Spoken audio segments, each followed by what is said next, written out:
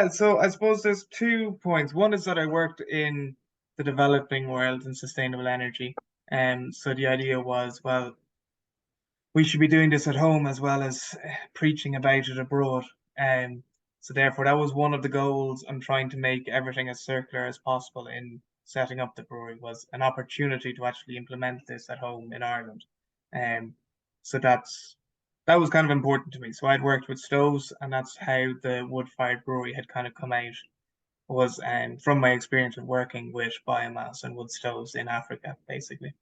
Um, the other element, I suppose, is that we had worked, we've always been growing malting barley on the farm, apart from a little hiatus when they were no longer collecting malting barley in this area with the closing of the local malting plant. And with that, the idea was, could we process grains and could we process our crops to make it into an end product? And so that, well, one is that the byproducts could be recirculated within the system, and but two is to create a more local system. And so that's kind of, to me, the local bioeconomy is kind of links into not shipping our products across the globe, is trying to keep the products and process them as local as possible. And so that was kind of some of the inspiration behind why we got up and going and why we set out from the outset to be as circular as possible. Malting is the crucial step between farm and brewery. And so on a very basic level, we've got starch stored in our barley, in our grains, and we're trying to convert some of that into sugars, but also create the enzymes, which is what we do in a mash process to convert the rest of the starch into sugar. So the process itself is we've got steeps, which is we steep the grain in water, then in air, water and air. So we've steep and then rest, steep and then rest. We're doing a floor malting process. So we then take that grain, put it out on the floor in a thin layer, and then we keep that moving basically. We keep stirring that by hand basically, morning, evening, noon as well, basically. Could do the middle of the night as well if we were really wanted to. And then after 5 days, we've got enough germination in the grain that we reckon we've got enough enzymes in there. Then we load the grain into a kiln and we dry the grain down. So we're drying from typically 40 to 45% moisture down to 5% moisture. It's very energy intensive. And that's, yeah, after that, we put it through a cleaner, clean off the roots and the shoots, and then that's malt. So then we bag that up and store it ready for brewing. It's not easy. But I would actually say the biggest barrier really is knowledge. There's a lot of knowledge on how we used to do things, and that's kind of lost. So the knowledge and the education out there is around using these large centralized systems. And in terms of brewing, it means using malt from these centralized systems and using hops from these centralized systems. Um, so, and as you step away from that, the common refrain will be, oh, you can't provide consistency, and oh, there'll be too many challenges, and oh, you can't mold heritage grains, they perform really badly, and all of these things. And in my mind and from my experiences, that is actually due to a lack of knowledge about using these alternative systems, be it grains or be it hops, is that we're used to and very familiar with really high level of knowledge on the centralized, linear, non-circular economy.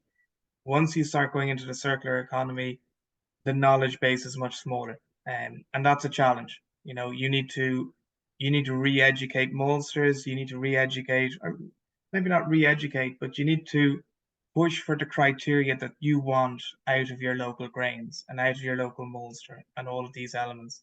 So there's an important differentiation there, and you'll get barriers along the way of people saying, no, I can't do it, it's too hard, it's not worth it, that won't produce a good grain.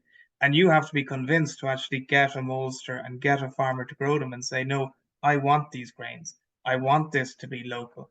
And you probably have to put your hand in your pocket for it as well. So not only are you taking the risk, you're also taking a financial risk. So those to me are kind of the two big barriers, really. And the financial side is the economies of scale on these large centralized linear systems. They do produce cheap malt, and that's just a reality of it. So you're not going to be using the cheapest malt out there. So you need to build that into your business model and how you operate. The opportunity is that you have a local product and you've got something with flavor and you've something differentiated from your neighbor, from different countries in the world, which I think is very important. Yeah, so say typically we would grow malt and it goes to a central collection point. It gets malted with a blend of different barleys from different parts of the country. And that provides consistency in their mind because there's a large enough batch and there's enough blending to get exactly the same parameters out of the whole thing. So when you're brewing on a small scale, they say, look, it's very important to get consistency. If you had variability between batches of malt, that could be an issue. Whereas, well, I suppose my contention is if you can get grain from one field and malt with it, or from one farm, you have consistency in that it's from one place and one year. So typically between years in a large centralized system as well, they won't advertise when they changing from one year's malt to another because they'll blend and make sure that the malt reach is within specification and Yeah. is consistent forever. So that makes your life as a brewer much easier because it's just malt is malt and it doesn't change and you keep just brewing the way you are. So you can focus on your own brewing thing. Once you start getting variability in your grains, that makes it more of a challenge for the brewer. So you now have to adjust based on the grain. So you need to have a good relationship with your maltster or your malt supplier to say, look, make sure and tell me if you change anything, if there's a different batch, because then you have to adapt to it. And that's one of the challenges in terms of processing. Yeah. I suppose another challenge is for a small independent brewer is at what level or scale do you have to be before the maltster or the farmer is interested in growing specifically for you?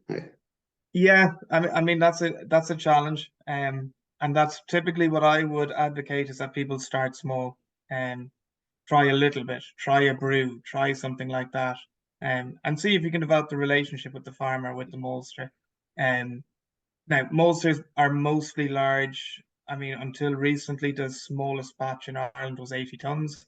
So that means that's not just one brew. That's a lot of malt. Um, so you do need to have a small maltster that you can deal with to actually do this on a small scale. Um, and you also need to deal with a farmer to see could he grow the grain and supply a maltster to do that.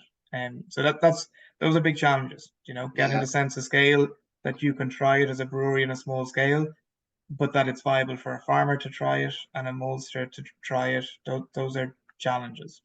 In our context, because we're the farmers, we're the Yeah. maltsters, Yeah. we're the brewers, we can control the process. And because we're particularly a small batch, um, it allows us to develop, say, heritage grains, grow them on a small scale, and evaluate them on a small scale.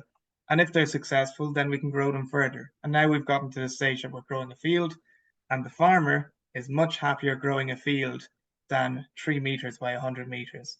So definitely, from a farmer's point of view, we're used to dealing with scale, and a maltster as well. It does want scale as well. So it becomes easier the larger you are, Yeah. and it just means there's more risk in terms of tons and tons that you need to have a market and you need to sell it and all of those bits. If I recall from the day we came down to visit you, you kind of embrace inconsistency a little bit, don't you, in your beer? Yeah, and I mean this was one of the discussions with one of the brewers. He was saying, one year we can get perfect malt in our country, and the next year we may not get perfect malt. And to him, that was a big negative. To me, I think you have to embrace the variability. Each year is a different growing season, and you may get variable grain. And why shy away from that? Why, as a brewer, why would you leave your maltster hanging for one year and just say, why would I buy that? That's different. It's a different grain quality. It may not produce your blonde lager or something like that, but you may be able to produce a beer with it.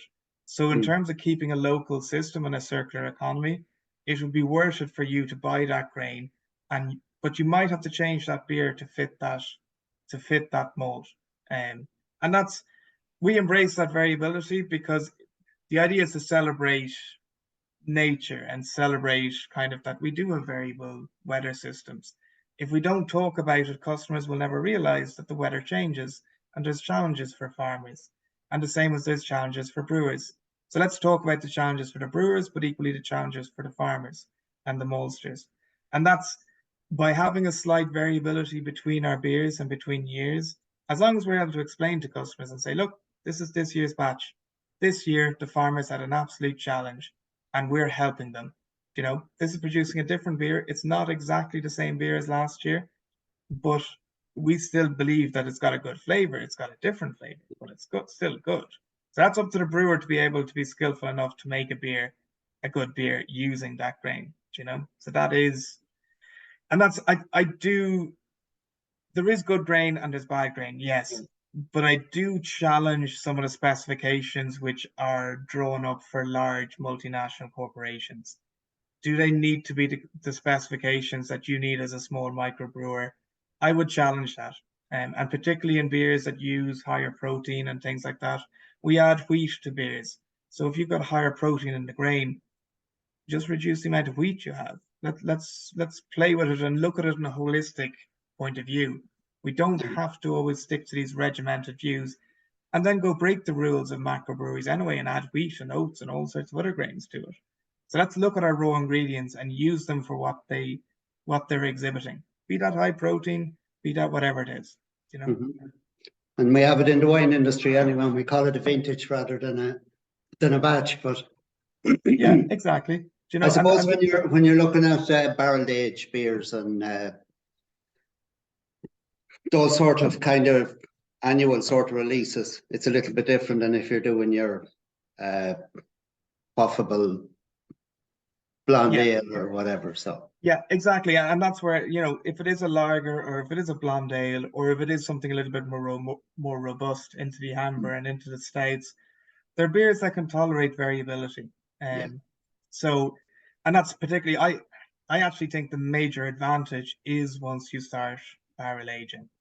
Once you go for more complex beers, you have to think that the specification out there for malt is built around predominantly lager. But what happens when you're talking about mixed fermentation and things like that? That's where I think there's a big advantage to using more interesting grains. The single release once a year, why do you care as much that it's exactly the same as last year? You know, it's a one-off. I get the point if you're producing a pale ale and it's consistently all around once a month and you've got distribution and all those, yes. But if you're celebrating local and circular, why don't you have a beer that it changes a little bit? So that's my big point. Let's have a beer that celebrates change and weather change. Yeah, so the grain is used for animal feed, for sheep or pigs or whatever is around. And then for the water side of things, because we're a farmhouse brewery, we use the water back on the land as well. So that's maybe a challenge in terms of what chemicals we're using, and it changes our consciousness in terms of what we use, not in terms of just the cleaning cycle, but equally what happens on the far end of it. And I think this is an issue in the brewing industry that a lot of the time, bar exceeding maximum specifications, it's not a challenge once it goes out the drain, and that's fine, you know. But a lot of places will pay the same for water as they do for wastewater. So control of your water consumption and what you put into that is important to us because we're based on a farm, you know. Where can you find efficiencies in controlling the water consumption? It's in everything you do. Do you know what I mean? How much you're washing and recirculating. I mean, there's always a challenge or a trade-off between that extra cleaning cycle and the security, you know, the security blanket that gives versus reducing that. So that's a challenge. Do you know what I mean? So that's where your quality control is important to be able to guarantee that. You know? The other one is to brew with Kveik or Norwegian farmhouse yeast, and then you don't need as much cooling water. Saves water. It's brewed at a lower temperature, No, it ferments at a higher temperature. So you use less cooling water to cool your wort after the boil. So that's just a simple saving by the choice of yeast that you use. You know. Yeah. For us, it saves time and water, so it's great. I just think it's a no-brainer. So we are solar, hydro, and biomass. So we are wood-fired malting system. So biomass energy for the heating, electricity from the hydro, typically when it's in winter. And then, so malting is typically kind of a wintertime thing. Then for brewing, again, we are a wood-fired boil kettle. And then to run the pumps and stuff like that and the controls is all electricity, which is hydro or solar in the summer, basically. So the idea, the energy mix of the hydro and solar is that wintertime is wetter, so we have enough water in the river to generate hydro continuously, and that's via an Archimedes screw. So we have an old river going through the farm, which it used to have an old water mill. So a little bit of upgrading, but using the old technologies really. There was a water mill here, so we're using that potential energy again. And then the idea is that in summertime we have a lot less rainfall, well, we should have a lot less rainfall, so the river level drops. We sometimes have to shut down the hydro for a month or two in the middle of the summer if we have a drought. So in that period we have solar, which is the sunniest part of the year. So therefore the two technologies can kind of complement each other. Biomass, then we have native woodlands on the farm, and we manage them ourselves, and we manage them using sustainable forestry technique called coppice with standards. So the idea is that we harvest a small area each year, and we keep harvesting a different area each year. And that means we have a diversity of age of woodlands. So there's always a year when the sunlight gets to the forest floor, which means the forest flowers can flourish. And then equally, there's years where the woodland has gotten older. And the other thing is that because there are standards, the standard trees are the trees that we don't harvest on, say, a 10-year rotation. So they grow up into complete trees, and they produce seeds. So the idea is that they'll be producing seeds that will fall on the forest floor. And as we coppice in a cycle, there'll be a chance for those seeds to germinate and come up and compete. And for the forester or the person harvesting, it's like, well, if that's a nice tree, we'll let it go on to become a standard. And the standard then can be harvested for saw log timber to make benches, tables, whatever it is, beams in the brewery, things like that. So we try and use that timber and mill it on site into timber. And some of the timber in the brewery at the moment is timber that we milled on the farm as well.